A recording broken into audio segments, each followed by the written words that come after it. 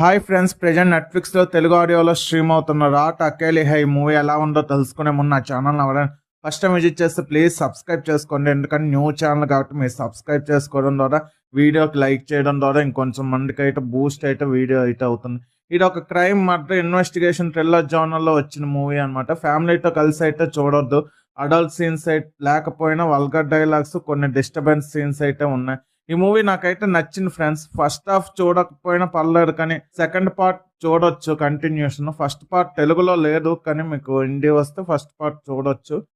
First పార్ట్కి second పార్ట్కి ఏమైనా కంటిన్యూషన్ అయితే ఏం లేదు, only characters first part continuation అయితే అవుతుంది. మూవీ స్టార్టింగ్ కొంచెం స్లోగా డ్రాగ్ చేసిన ఫీలింగ్ వచ్చిన, మెయిన్ కాన్సెప్ట్ స్టార్ట్ అయిన దగ్గర నుండి ఇంట్రెస్టింగ్ గా ఒక్కొక్క ట్విస్ట్ రివీల్ చేస్తున్నప్పుడు థ్రిల్ ఫీల్ అయ్యే విధంగా సీన్స్ అయితే ఉంటాయి.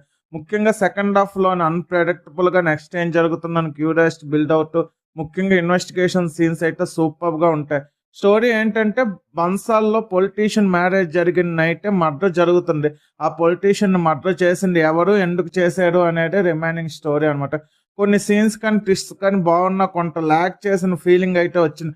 ముఖ్యంగా ఫస్ట్ హాఫ్ లో మెయిన్ స్టోరీ స్టార్ట్ అయ్యే వరకు చాలా బోరింగ్ గా డ్రాగ్ చేసిన ఫీలింగ్ అయితే వచ్చింది. ఓవరాల్ గా థ్రిల్లర్స్ ఇష్టపడే వారికి ఈ మూవీ బాగా కనెక్ట్ అవుతుంది. నాకైతే ఓకే అనిపించింది, పర్లేదు, ఒకసారి ట్రై చేయొచ్చు. ఈ మూవీకి నేను ఇస్తున్న రేటింగ్ 2.5/5.